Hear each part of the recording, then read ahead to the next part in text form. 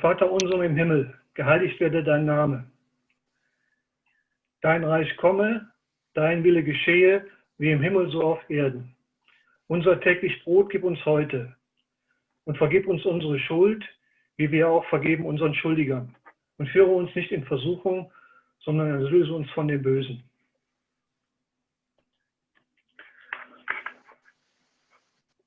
Ja, ich möchte mit einer Geschichte beginnen, die ich letzte Woche gehört habe. Saya mau memulai khotbah saya dengan suatu cerita yang saya dengar minggu lalu. Wir sehen hier ein Bild von der Lady with the Lamp, die Dame mit der Lampe. Ini ada satu lukisan yang berjudul Wanita yang Membawa Pelita. So wurde sie von Kranken in dem Lazarett in Scutari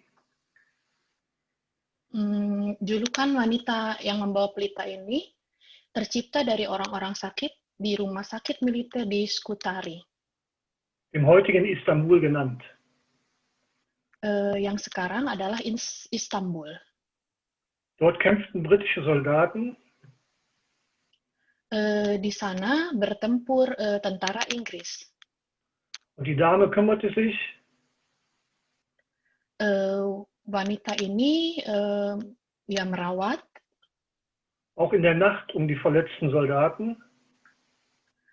Pada waktu malam tentara-tentara yang terluka, indem sie zuhörte und tröstende Worte sprach. Seperti mendengarkan atau juga menghibur mereka. Aus moralischen Gründen durften andere Helfer dies nicht tun. Karena alasan moral, penolong yang lain tidak diperbolehkan untuk melakukan hal ini. Die Dame wurde als zweite Tochter reicher Eltern im Mai 1820 in England geboren. Wanita ini lahir Mei 1820 sebagai putri kedua dari keluarga kaya raya. Sie wurde von ihrem Vater im Homeschooling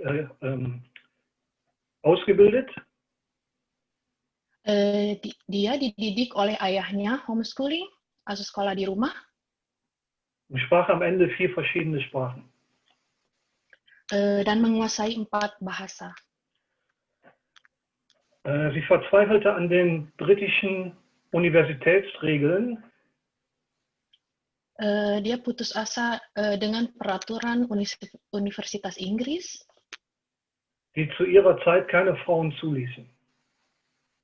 Yang pada saat itu, di zaman itu, tidak mengizinkan wanita untuk masuk ke universitas. Kurz vor ihrem 17. Geburtstag glaubte sie eines Tages Gottes Stimme gehört zu haben. Sesaat sebelum ulang tahun yang ke-17, dia percaya suatu hari dia mendengar suara Tuhan. Und schrieb in ihr Tagebuch. Dan menulisnya di buku hariannya. Heute, am 7.2.1837, hat Gott zu mir gesprochen. Hari ini, tanggal 7 Februari 1837, Tuhan berbicara kepada saya. Und mich in seinen Dienst berufen. Memanggil saya untuk melayaninya. Kurz darauf hat sie 15 bettlägerige Dienstboten, ihre Mutter und 2 Cousins versorgt, zusammen mit dem gesunden Koch. Tak lama setelah itu, dia dengan seorang juru masak, merawat 15 pembantu yang terbaring sakit, ibu dia dan 2 sepupunya. In Kaiserswerth, meiner Geburtsstadt, besuchte sie für einige Wochen die Diakonische Krankenpflegeanstalt. Di Kaiserswerth, kota tempat lahir saya, dia mengunjungi rumah perawatan diakonial, diakonial. Die Anstalt wurde von dem Pfarrer Theodor Fliedner und seiner Frau geführt. Dari Pastor Theodor Fliedner dan istrinya untuk beberapa minggu. Diejenigen unter uns, die Kinder haben, beberapa dari kita yang sudah mempunyai anak, kennen wahrscheinlich das Krankenhaus, das nach ihr benannt wurde. Mungkin tahu rumah sakit yang diambil dari wanita ini. Das Florence Nightingale Krankenhaus in Kaiserswerth. Rumah sakitnya bernama Florence Nightingale di Kaiserswerth. Was war Ihr dauerhaftes Vermächtnis von Florence Nightingale? Apakah warisan kekal yang dari Florence Nightingale tinggalkan? Sie hat die Krankenpflege revolutioniert, wovon wir heute noch profitieren. Florence merevolusikan keperawatan yang sekarang masih kita rasakan manfaatnya. Ja, heute werden wir die Serie mit den Spielplänen abschließen. Hari ini kita akan menyelesaikan tema kita gameplay. Das heißt, Game ist nicht over. Tapi permainan ini belum selesai. Nächste Woche starten wir dann mit einem neuen Thema. Minggu depan kita masuk lagi ke tema yang baru. Das Thema heute ist dauerhaftes Vermächtnis. Tema hari ini adalah warisan kekal. Peter hat in der letzten Woche die gleichen Verse wie ich heute als Grundlage für seine Predigt benutzt. Saya akan membagikan ayat-ayat firman Tuhan yang sama dengan yang Peter bagikan saat khotbah minggu lalu. Es ging bei seiner Predigt in der Hauptsache um materiellen Reichtum. Pokok dari khotbah Peter minggu lalu adalah tentang kekayaan materi. Mit dem ich heute beginnen möchte. Dengan itu juga saya akan memulai khotbah saya. Später wird sich der Reichtum wandeln. Nanti kekayaan akan berubah. Entschuldigung. Er wird eine andere Bedeutung bekommen. Akan mempunyai arti yang berbeda. Zuerst lesen wir die Verse aus Jakobus 5, 1 bis 6. Ya, kita baca dari kitab Yakobus 5 ayat 1 sampai 6. Vers Nummer 1. Wohlan nun, ihr Reichen, weinet und heulet über euer Elend, das über euch kommt. Vers Nummer 2. Euer Reichtum ist verfault und eure Kleider sind mottenmäßig geworden. Vers Nummer 3. Euer Gold und Silber ist verrostet und ihr Rost wird zum Zeugnis seiner wider euch und euer Fleisch fressen wie Feuer. Ihr habt Schätze gesammelt in den letzten Tagen. Vers Nummer 4. Siehe, der Lohn der Arbeiter, die eure Felder geschnitten haben, der von euch vorenthalten ist, schreit, und das Geschrei der Schnitter ist vor die Ohren des Herrn Zebaoth gekommen. Vers Nummer 5. Ihr habt die Üppigkeit gelebt auf der Erde und geschwelgt. Ihr habt eure Herzen gepflegt wie an einem Schlachttage. Vers Nummer 6. Ihr habt verurteilt, ihr habt getötet den Gerechten. Er widersteht euch nicht. Ja, Steve Wynn hatte großes Glück. Steve Wynn sangat beruntung. Im Jahre 1997 kaufte er das Gemälde von Pablo Picasso für den stolzen Preis von 47 Millionen Euro bei Christie's.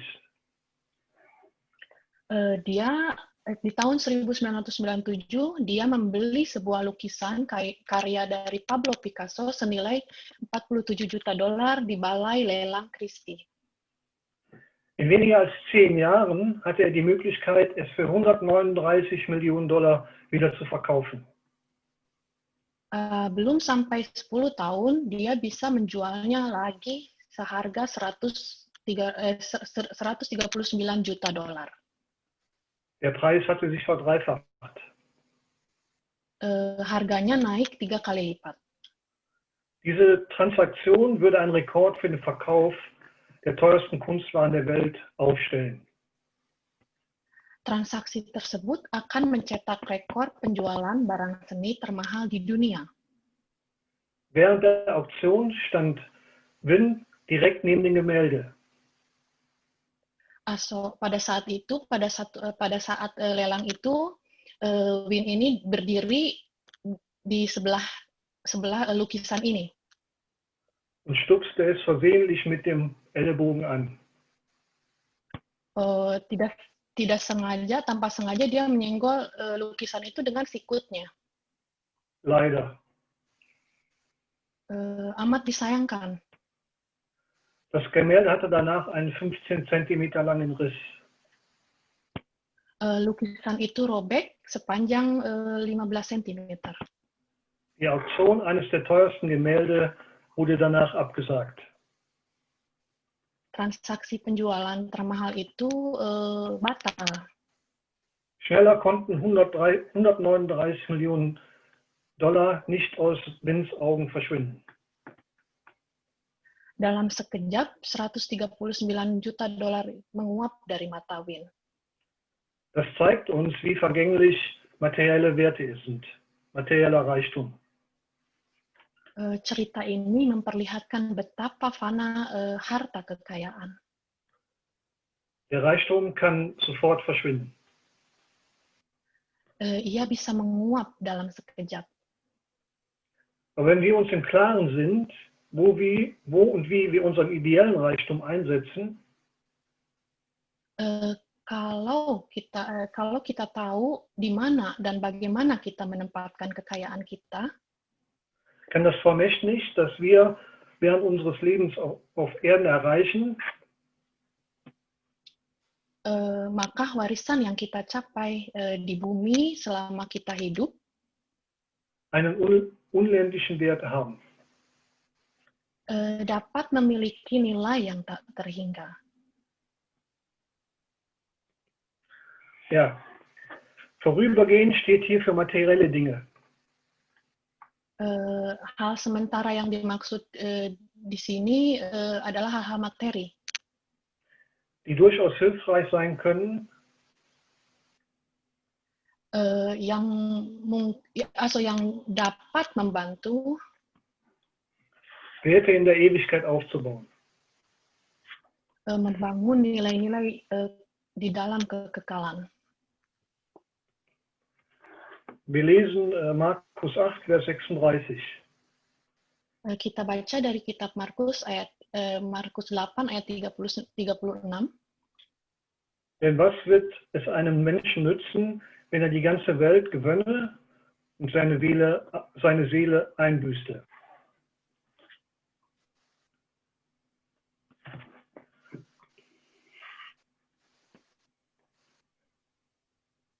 Ja, wenn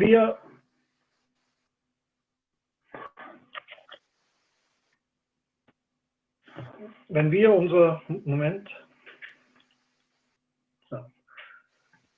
unser Geld dafür einsetzen, Gottes Reich zu vergrößern, kalau ketika kita menggunakan uang kita untuk memperluas kerajaan Allah, ist das Ergebnis um ein Vielfaches besser, pasti hasilnya akan berkali-kali menjadi lebih baik, als wenn wir das Geld nur hinterlassen. Daripada kalau kita hanya meninggalkan uang kita begitu saja. Denn die von dem Geld profitieren, karena orang-orang yang merasakan manfaat dari uang tersebut, werden es uns gleich tun. Akan melakukan hal yang sama seperti yang kita lakukan. Ja, wir brauchen nicht unbedingt materielle Dinge, um Menschen von Gott zu überzeugen. Kita tidak perlu hal-hal materi untuk meyakinkan manusia tentang Tuhan. Aber die können durchaus helfen. Tapi ini bisa membantu. Wir können versuchen, durch die Weisheit, die wir erlangen, kita bisa mencoba melalui hikmah, wenn wir das Vermächtnis Gottes ehren, dengan cara menghormati warisannya Tuhan, können wir ein gutes Beispiel für andere sein. menjadi teladan yang baik bagi orang lain. Alles, was wir während unseres Lebens auf der Erde für das Reich Gottes tun, Semua hal yang kita lakukan semasa hidup kita untuk kerajaan Allah wird Früchte in der Ewigkeit tragen. akan berbuah di dalam kekekalan. Ja, wir sehen hier Aurangzeb, er war König in Indien. Di gambar ini adalah raja dari India, namanya Aurangzeb. Sein Vater trug den Namen Shah Jehan.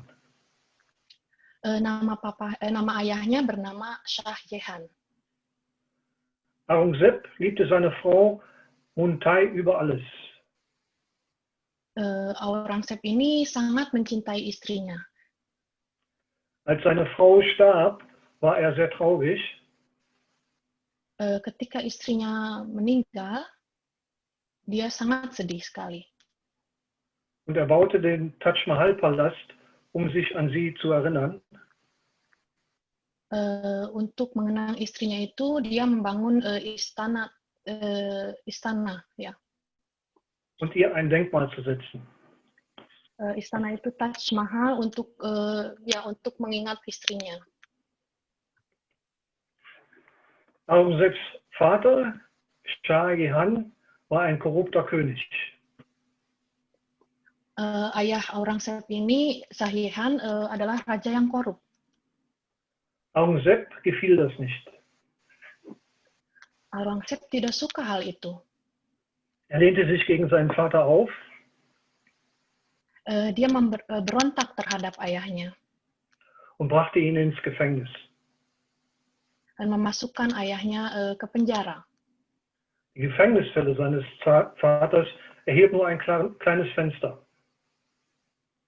Penjara ayahnya itu cuma dikasih jendela kecil. Von da aus konnte er nur den Palast Taj Mahal sehen. Dari jendela kecil itu dia hanya bisa melihat ke arah Taj Mahal itu. Aurangzeb versuchte ein gerechtes Leben zu führen. Aurangzeb mencoba hidup benar. Er hat sich selber nie verwöhnt. Dia tidak pernah memanjakan dirinya. Er hat sein Reichtum nicht gelebt. Dia tidak hidup berfoya-foya. Er trug gewöhnliche Kleidung. Pakaiannya sederhana. Aber wenn es um Errichtung und die Erhaltung von Gotteshäusern ging, war er sehr großzügig. Tapi kalau untuk hal-hal rumah-rumah ibadah, dia royal sekali. Einmal sagte er, suatu kali dia berkata, Herr, mein Herz sehnt sich Tag und Nacht nach dir, aber ich habe dich nie gefunden. Tuhan, hatiku merindukan Engkau siang dan malam, tapi Engkau tidak pernah kutemukan. Das Motto seines Lebens war, Motto dalam hidupnya adalah, für das Haus Gottes gibt so viel wie möglich. Untuk rumah Tuhan, berikan sebanyak-banyaknya. Für mein eigenes Leben bleibe ich sparsam. Untuk hidupku sendiri, sehemat-hematnya. Als es mit seinem Leben zu Ende ging, beberapa hari sebelum dia meninggal, schrieb er ein Testament. Dia menulis wasiat. Nehmet nicht mal einen Cent aus dem Königreich für meine Beerdigung. Jangan ambil 1 sen pun dari kerajaan untuk upacara penguburanku. Seine Untergebenen waren verwirrt. Ada anak buahnya bingung. Es wird kein Geld für seine Beerdigung geben. Karena nggak ada uang untuk upacara penguburannya. Schließlich verkauften sie Aurangzebs kleinen Hut für nur 10 Rupien. Anak buahnya akhirnya menjual topi kecil dari Aurangzeb cuma laku 10 rupiah. Davon kauften sie ein billiges Leichentuch.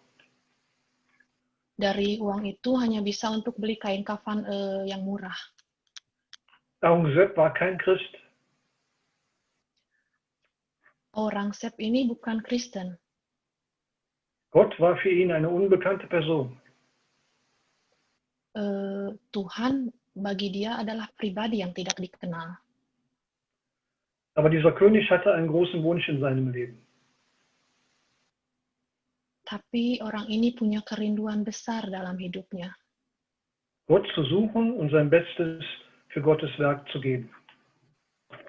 Untuk mencari Tuhan dan memberikan yang terbaik untuk pekerjaan Tuhan. Wir lesen 1 Timotheus 6, Vers 17 und 18. Vers 17. Den Reichen in dem gegenwärtigen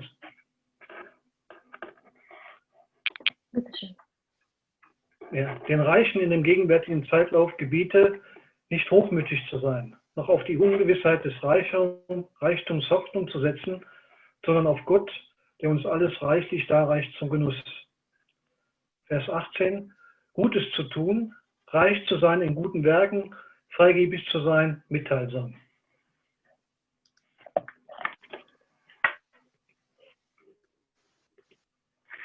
Ja, lebe um nützlich zu sein, nicht nur um reich zu sein. Geld ist ein Mittel des Lebens. Ja. Hidup itu untuk memberi dampak, bukan memberi impresi. Geld ist ein Mittel des Lebens, kein Ziel im Leben. Uang itu untuk supaya kita hidup, tapi bukan untuk tujuan hidup. Gott hat uns gesegnet, Überbringer des Segens zu sein. Tuhan telah memberkati kita untuk menjadi saluran berkat. Je mehr wir in seinem Sinne mit Worten und Taten handeln, semakin kita bertindak sesuai kehendaknya melalui perkataan dan perbuatan, umso größer wächst unser Konto in der Ewigkeit. Maka semakin besar upah kita di sorga.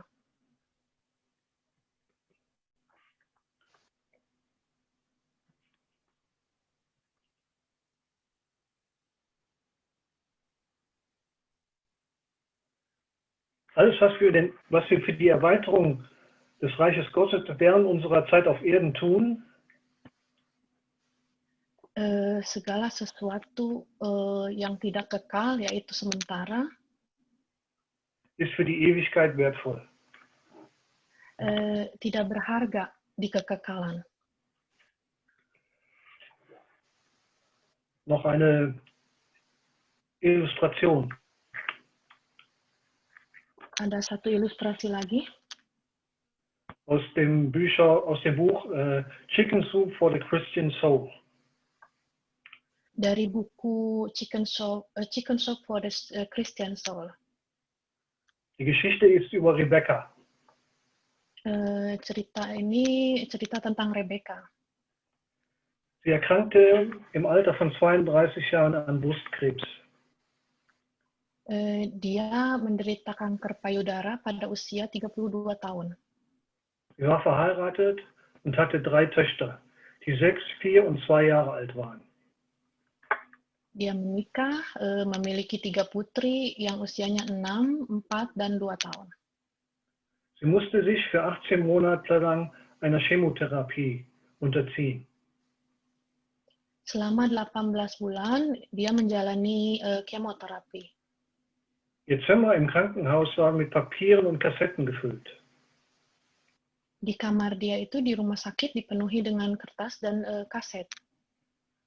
Sie machte Aufnahmen für ihre Kinder, die Sie bei Ihren wichtigen Ereignissen in der Zukunft als Anleitung verwenden könnten. Dia membuat rekaman untuk anak-anaknya yang dapat digunakan kelak untuk menghadapi peristiwa penting di hidup mereka. Einige davon hießen zum Beispiel erster Schultag. Beberapa judul diantaranya seperti hari pertama masuk sekolah. Sweet 16 werden. Also ya, menjadi 16 tahun. Erster Freund, erster Kuss. Pacaran pertama atau ciuman pertama. Jeden Tag machte sie mehr Aufnahmen. Setiap harinya rekamannya bertambah banyak. Als sie schwächer wurde, erklärte sie in ihren Aufnahmen, dass sie gehen würde. Ketika dia semakin lemah, dia di dalam rekamannya menjelaskan bei Vater Gott zu leben und Gott zu helfen. Bahwa dia akan pergi untuk tinggal dengan Allah Bapa dan menolong Allah Bapa untuk menolong Allah Bapa. Zu helfen, Häuser für ihre Kinder zu bauen, wenn diese alt sind. Menolong Allah untuk membangun rumah bagi anak-anaknya kalau mereka tua nanti. Eines Tages hat Rebecca die Krankenschwester gebeten, ihr noch eine weitere leere Kassette zu bringen. Suatu hari Rebecca meminta perawat untuk membawakan satu kaset kosong lagi. Als das Band Rebecca gebracht wurde, sagte sie, dass es das wichtigste Band sein wird. Ketika kaset itu diberikan kepada Rebecca, dia berkata bahwa kaset ini akan menjadi kaset yang paling penting. Sie fing an aufzunehmen.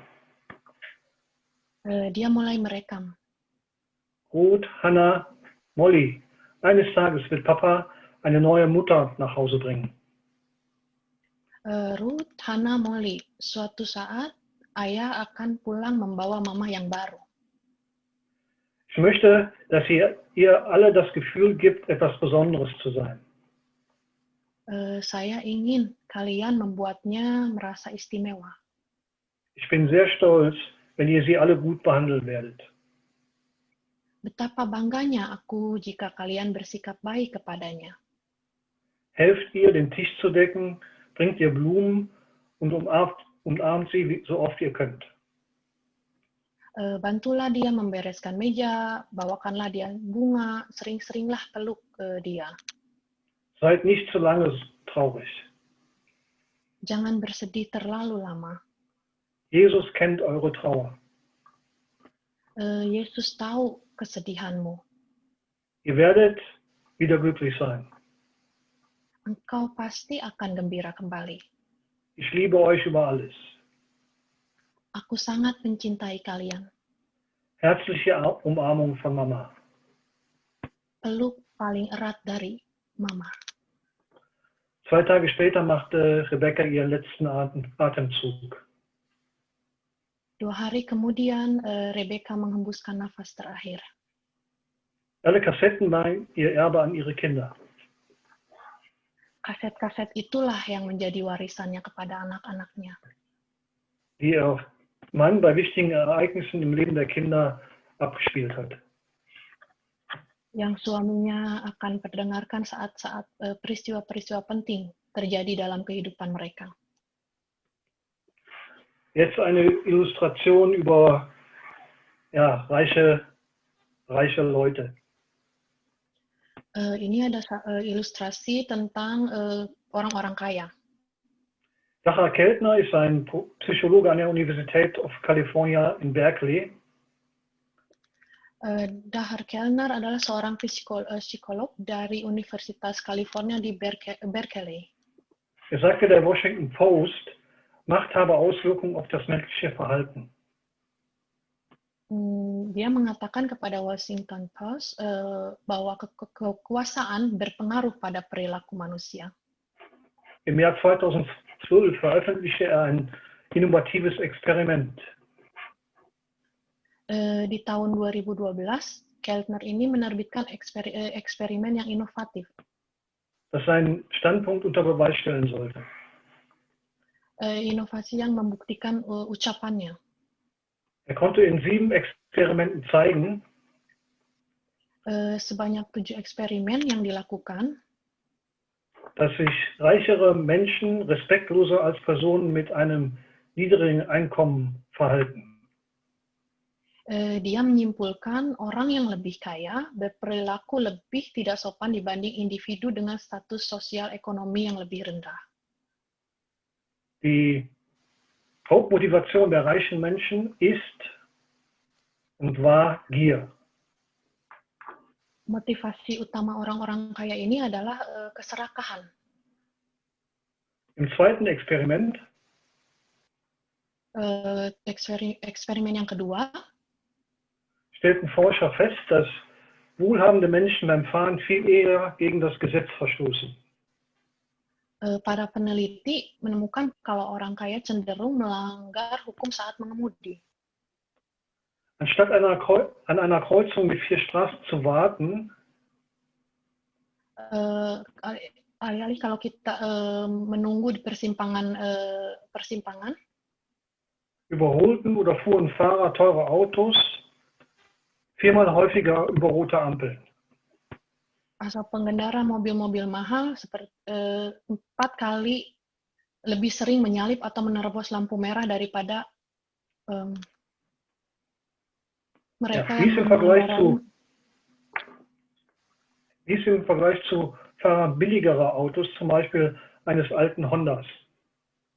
Asal daripada mereka yang mengendarai mobil murah seperti Honda yang usang.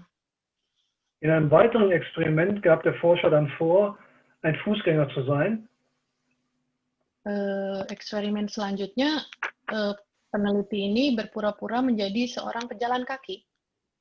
Der die Straße an einer Kreuzung überqueren wollte. Pejalan kaki ini mau menyeberang jalan. Die Forscher fanden heraus, dass die billigsten Autos anhielten.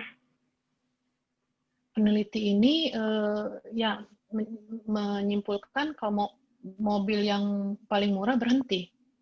Während die Hälfte der teuren Autos einfach weiterfuhr. Sedangkan setengah dari mobil mahal terus melaju. Leider waren die Fahrer teurer Autos absichtlich fahrlässig. Mirisnya, pengendara mobil mahal ternyata sengaja lalai. Weil sie Augenkontakt mit dem Forscher hergestellt hatten, der die Straße überqueren wollte. Padahal sempat melakukan kontak mata dengan peneliti yang hendak menyeberang jalan itu. Reichtum und Privilegien haben etwas, das ihnen das Gefühl gibt, über dem Gesetz zu stehen. Ada sesuatu hal dari kekayaan dan hak istimewa. Es ermöglicht ihnen, andere Menschen so zu behandeln, als ob diese nicht existieren würden, sagte Keltner. Yang membuat Anda merasa posisinya itu di atas hukum dan memungkinkan untuk memperlakukan orang lain seolah-olah mereka itu tidak ada. Weil reiche Menschen über größere finanzielle Ressourcen verfügen, karena orang-orang kaya itu memiliki lebih banyak sumber keuangan, sind sie weniger auf soziale Bindungen angewiesen, zu überleben. Jadi mereka kurang bergantung pada ikatan sosial untuk bertahan hidup. Sagt ein Doktorand, der in dem gleichen Projekt gearbeitet hat. Ini dikatakan seorang doktoran yang juga bekerja bersama dengan Keltner tadi. Wie die Studie von 216 ergab, di tahun 2016 ada hasil studi, sind die Reichen unbewusst weniger sensibel für die Bedürfnisse anderer. Hasil studi ini menyimpulkan kalau orang-orang kaya itu tidak sadar kalau mereka kurang peka terhadap kebutuhan orang lain. Zum Schluss möchte ich bitte Folgendes sagen. Sebagai penutup, saya mau mengatakan sesuatu. Bittet Gott um Weisheit, unseren Reichtum zum besten nutzen zu können. Mintalah hikmat dari Tuhan untuk bisa menggunakan kekayaan kita dengan baik. damit die Segnungen nicht umsonst sind, sondern sich auf unser Leben auswirken können. Supaya berkat yang diberikan tidak sia-sia, tetapi memberi dampak pada kehidupan kita. Wir beten. Mari kita berdoa. Gott, wir danken dir, dass du uns die Möglichkeit gibst, einen Reichtum für die Ewigkeit aufzubauen. Tuhan, kami berterima kasih kalau Engkau memberikan kami kesempatan membangun kekayaan untuk kekekalan. Du gibst uns alle Mittel, materiell und die wichtigen Erkenntnisse aus der Bibel, um deine Mission in die Welt zu tragen. Engkau memberikan kami seluruh sarana, materi, dan pengetahuan penting dari Alkitab untuk membawa misimu, um dein Königreich zu erhalten und zu vergrößern. Menerima dan memperluas kerajaan Allah. Dafür danken wir dir. Untuk itu semua kami berterima kasih Tuhan. Und sagen Amen. Amin.